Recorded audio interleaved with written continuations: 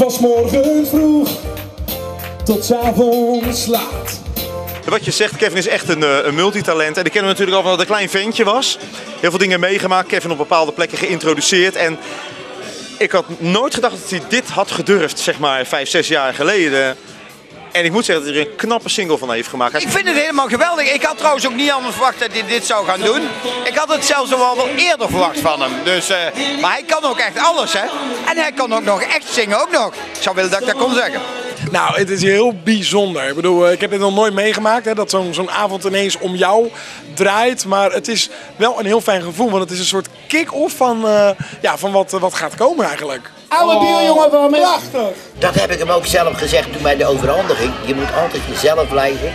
En je moet toch een keertje bonje riskeren. Als je denkt bij jezelf, ik heb gelijk, dan moet je gewoon doorgaan.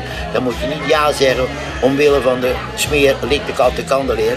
Want dan gaat op laatst iedereen voor jou denken.